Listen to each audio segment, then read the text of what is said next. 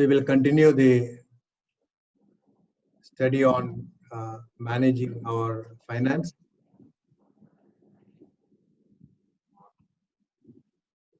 We will look at the principles of giving. There are a few principles of biblical giving. The first aspect that we need to know in managing our money is how to manage our money with the Lord.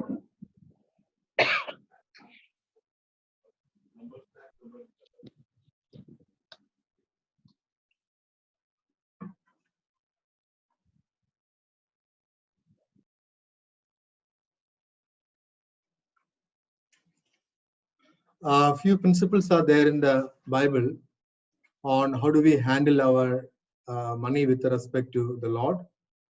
We call them as the principles of giving. Especially this is the giving to the Lord and the Lord's work.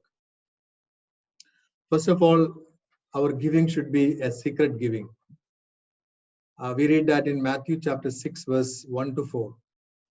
Take heed that you do not do your charitable deeds before men, to be seen by them. Otherwise, you have no reward from your Father in heaven. Therefore, when you do a charitable deed, do not sound a trumpet before you, as the hypocrites do in the synagogue and in the streets, that they may have glory from men. And surely I say to you, they have their reward. But when you do a charitable deed, do not let your left hand know what your right hand is doing, that your charitable deed may be in secret, and your Father who sees in secret will himself reward you openly.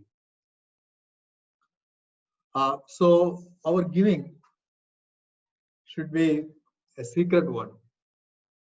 We have a tendency to give so that our name is known outside. We have seen that in many religious settings, including in Christendom, that people give generously large amount of money to the so-called spiritual activities when their name is known. When they know that how much they give, and if it is known to the people outside, to the public, then they tend to give more money. And the Lord is clearly against this, because if we want a reward from the Lord, then they should not aim for any recognition or reward from man. So when we try to give publicly by putting our name, etc., outside, then we are actually knowingly or unknowingly we are expecting a reward from man in the form of recognition. The people may praise us and so on. So the principle is it should be a secret giving. So one of the effective way of handling this is when we take collections in the church, it is done as secretly as possible, so that nobody knows how much other person is giving. So that's a good principle, that our giving should not be for any public. So therefore, try all effort so that our giving is as secret as possible. In today, some situations when we do some transactions over online things, etc., a perfect secrecy is difficult, but I think the principle here is that take all efforts so that our giving is private. Sometimes in the church, people do, instead of giving directly to a person, they may put it on a piece of paper, put in a cover and write a person's name and give it, so that the church will hand over that money to that person. So the principle that happens here is, okay, it has to be a secret giving. Second aspect of giving is it is generous. Luke 6:38.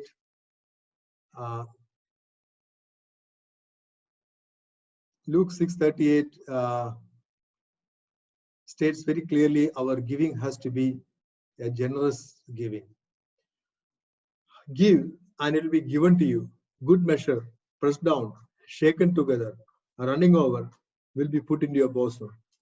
For with the same measure that you use, it will be measured back to you. So the Lord uses this principle here that if you're generous in our giving, then the Lord also will be generous in our giving. But remember that there is a limit for our generosity, but there is no limit for the generosity of God. So when we give, we should give generously, not grudgingly, not in a very reluctant way. So when we give to the Lord,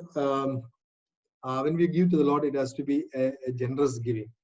I don't know how to apply some principles here, but I think this is something that lead to the conscience of person, the heart of a person. Okay, he should give generously, knowing that he is giving to a God who is so rich, but at the same time, this God is a God who is able to see our heart.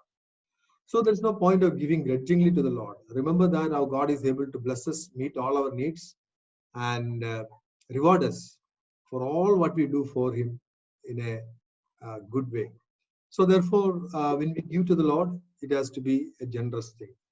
Again, we read that in 2 Corinthians 9:6. But this I say, he who sows sparingly will also reap sparingly, and he who sows bountifully will also reap bountifully. Now, this principle is in the context of farming. It's very simple logic that if I plant little, then my yield also will be little. But if I seed more and if I sow more, and it's likely that it will give a bountiful crop. So the same principle is true in all walks of our spiritual life, and including in the area of giving. That is, if we generously give, if we generously sow, then we'll also reap generously. The third principle is we give cheerfully. 2 Corinthians 9:5 says, prepare your generous gift beforehand, which you had previously promised, that it may be ready as a matter of generosity, not as a grudging obligation. So let each one as he purposes in his heart, not grudgingly or of necessity, for God loves a cheerful giver. The context of this verse is the Corinthian church promised to Paul that they will give a generous gift to the church in Jerusalem, which was facing through some difficulty. And Paul saying, before he is coming to Corinth, he was writing this letter and then asking them, prepare your generous gift beforehand, as they are promised. And it is as a matter of generosity, not as a grudging obligation. So Paul is telling, yes, you promised that you will give something, but now you start collecting the money, not because you are given a promise, not because you are given as an obligation, but to express their generosity. So Paul is telling, use this opportunity as a matter of generosity. So let each one give as he purposes in us, not grudgingly or of necessity, for God loves a cheerful giver. See, God is absolutely rich. He does not need our money to meet the needs of his ministry. But instead, he is happy to receive our gift when it is given cheerfully. Or in other words, what God expects is a cheerful heart. It's not about how much we give, how often we give, and so on. But I think the primary attitude of our heart is, it is as an expression of joy in our heart. It's not a duty that we need to follow. It's not a duty that we need to follow, but it is an expression of our joyful. So therefore, it has to be a cheerful giving. The next aspect of giving, it is an voluntary giving. So now we read that in 2 Corinthians 9:1 and 2. Now concerning the ministries to the saint, it is superfluous for me to write to you, for I know your willingness. And again in 2 Corinthians 9:7 he says, so let each one give as he purposes in his heart, not grudgingly of necessity, for God loves a cheerful giver. So here, a very similar principle. I think this goes along with the previous principle. Once giving must be voluntary giving. So Paul is telling to the Corinthians that okay, you give it voluntarily, not because I am writing this, but because it is the voluntary giving. So there is no compulsion. So in other words, one important principle that we need to keep in mind is okay, no one should force us to give money to any need. So if somebody forces, and because somebody is forcing me, and to satisfy that person, if you give it, it won't be a voluntary giving. So when we present our needs, especially those who are in ministry, and when we present their needs, care should be taken so that giving should be an voluntary giving. So I know there are many ministries which depend completely on voluntary giving. So there are servants of the Lord who never announces their need because they want people to give voluntarily. Even they don't announce their financial need. And so that the reason what they do is okay, because the giving has to be an voluntary giving. So but on the other hand, there are people who use all kind of manipulations, emotional manipulations, etc., and so that by emotional manipulation they wanted to people to give to them. That is also not something that Bible exhorts. So our giving has to be voluntary. Now the fifth point is our giving has to be systematic. How it is possible that we can give voluntarily and cheerfully, especially large amount of money? The Bible tells our giving has to be a very systematic way. Now, this is a very important principle if you want to give cheerfully, generously, and voluntarily. So what Paul is telling to Corinthians is in 2 Corinthians 16, 1 and 2 we read, now concerning the collection for the saints, as I have given orders to the churches of Galatia, so you must do also. On the first day of the week, let each one of you lay something aside, storing up as he may prosper, that there be no collections when I come. So remember clearly, Paul is giving an order to the church in Corinth. He's giving an order. Earlier we say that, okay, giving has to be voluntarily, but now Paul is giving an order in 2 Corinthians 16, 1 and 2. So what he is ordering is how much they have to give. But what he is ordering is their collection has to be systematic. He is also not telling where to give, how much to give, etc. But one principle that he is telling as an order, as a command, is that their giving has to be a systematic giving. So therefore, it's a good principle that we can apply to the church and as well as to individuals, that our giving has to be systematic. So that means if you want to give a large money to the Lord's work generously, then we need to have some order in which that we have to give. So don't think that, okay, I will give a big money next month. That's not going to happen. So you think about what is your income for the month, how much that you want to give from the month, and then set apart little by little every day, so that when we put together, that will be a large giving. So then when we set apart, then it is also possible for us to give voluntarily and cheerfully. Most of the time now what happens, why we are not able to give voluntarily and cheerfully, is because we are not systematically giving. So when we systematically give, it becomes a habit. I will be giving some practical tips on that later. But this point we have to keep in mind, our giving has to be a systematic giving. So in the modern day, we can think about various ways of how we can systematically give. I will come to practical tips later.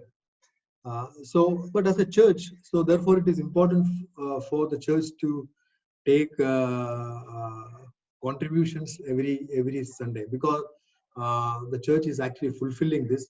By this, the church enables the congregation, the people in the church, to give systematically. So every week when we gather as church, And when an offering is taken, we give some contribution, so that when we put all these things together, it becomes a good amount. So giving has to be a systematic giving. The next principle is it has to be a sacrificial giving. 2 Corinthians 8 and 9 we read, I speak not by commandment, but I am testing the sincerity of your love by the diligence of others. For you know the grace of our Lord Jesus Christ, that though he was rich, yet for your sake he became poor, that you through his poverty might become rich.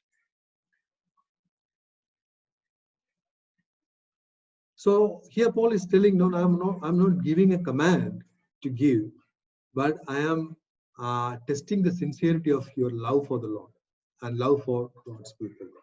So here the money becomes an indicator of how diligent is our love for others, especially God's people who are in need.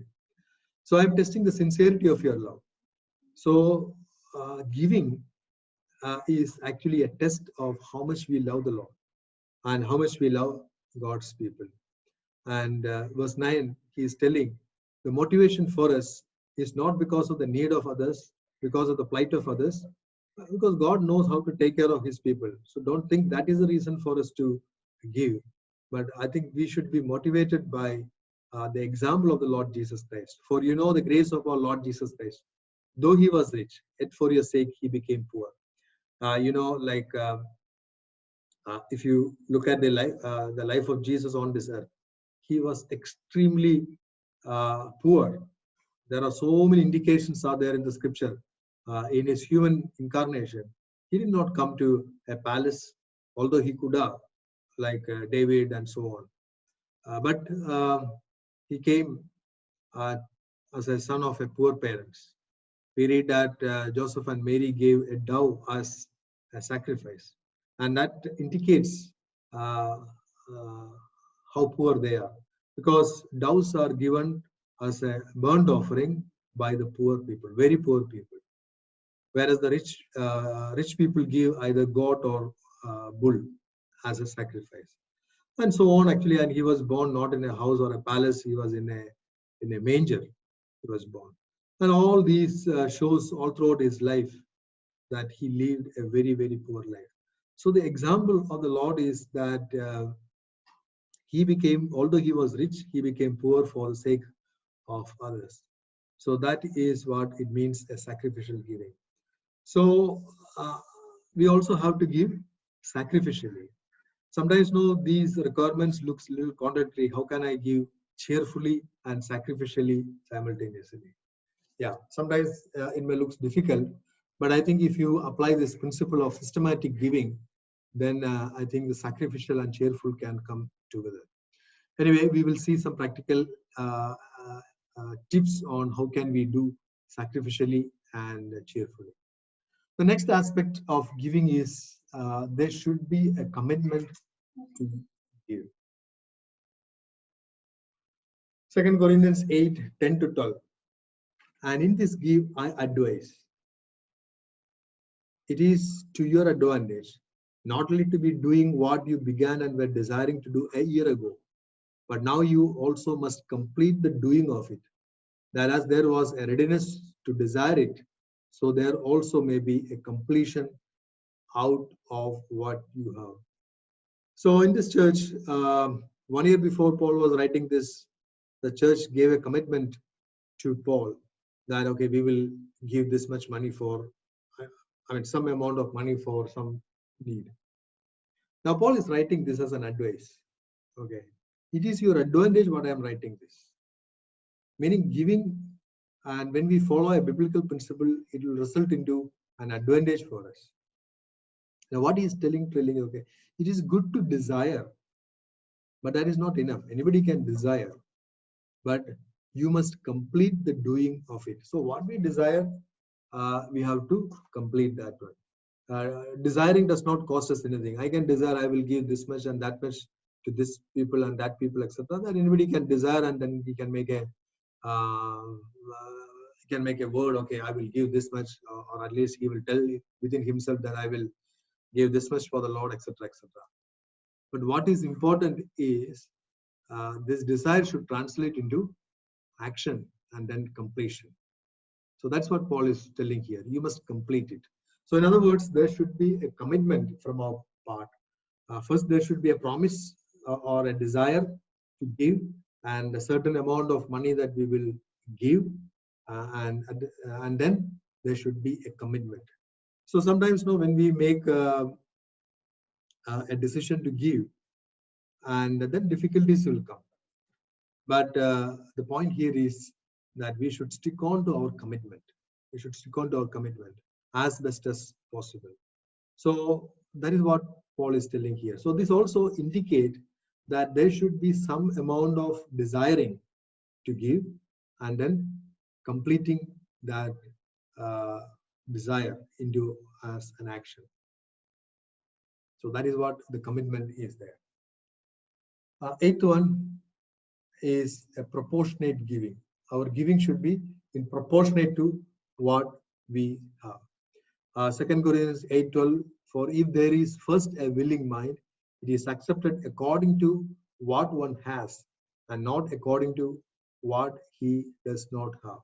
So the Lord wants us to give what we have. If we have 1 crore rupee, proportionate to that we give. If you have 1 lakh rupee, proportionate to that we give. If you have only 100 rupees, give in proportion to that. Because the Lord is not counting quantity. For God, 100 rupee and 1 lakh rupee and 1 crore rupee are all same for him. Because he is extremely rich. Because he is the creator of all things. He owns everything. We cannot imagine the riches of God in whatever counts it may be. So before God, I think these big numbers does not matter. To me, to us, it matters. 1,000 rupees and 10,000 rupees and 1 lakh rupees, all big different numbers to us. But before God, that is not. That is why when the widow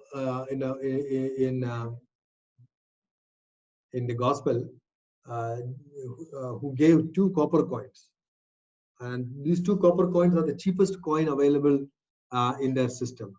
And then after she gave that money, Jesus saw this from far, and then Jesus said, she has given more than anyone.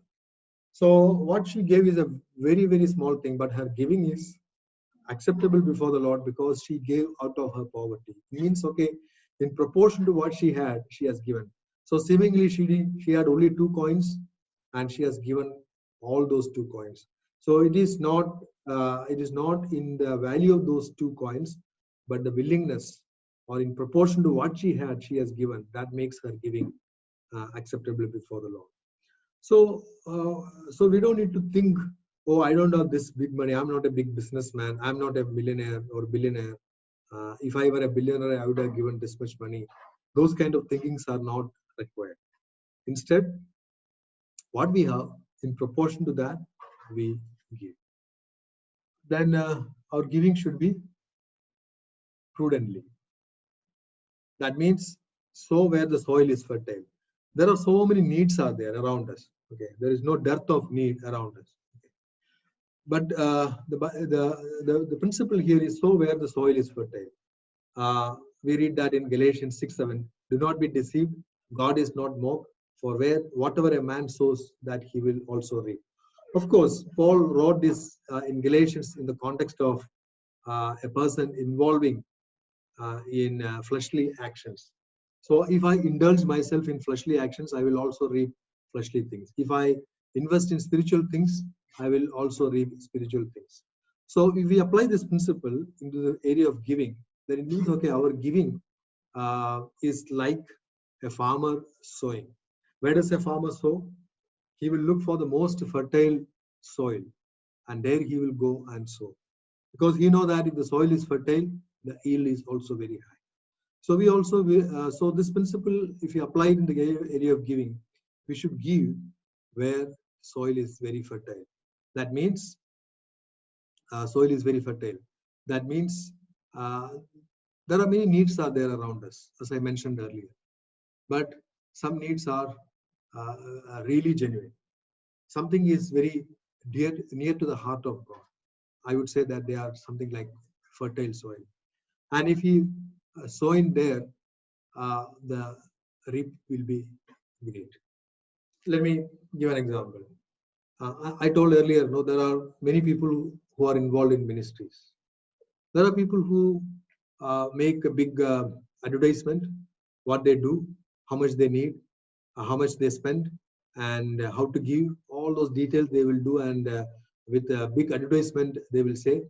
And sometimes they also will say, okay, why their ministry is the most important ministry, and if they give it, okay, God will bless, and all kind of propaganda they do. That is on one side.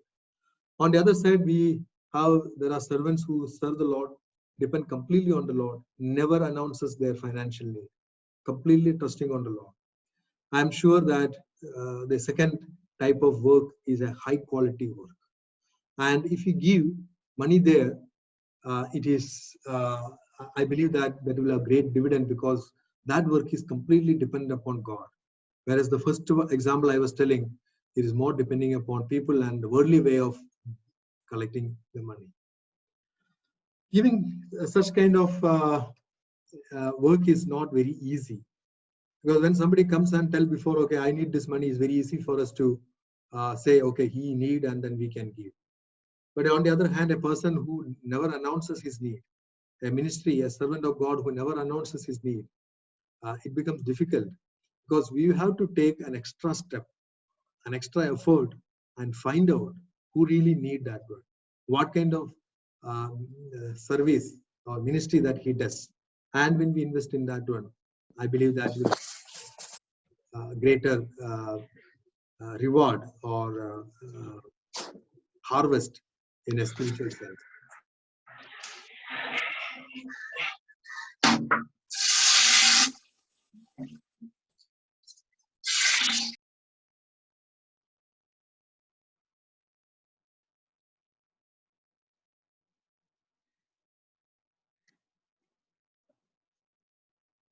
Okay, so I think we will continue to look at this in the days to come. Now, how to apply these principles practically. We will look at next time how much to give and how to give. For that, we look at into Old Testament, which gives some biblical principles which the Jewish people followed in the Old Testament. Of course, this is direct command by Moses, and which, of course, he received it from God. So we are not simply following the Jewish system, because we are learning what the Lord communicated through Moses, and what God desired his people to give, what way we should give. That we will see the next time. Thank you. May God helps us with this thing.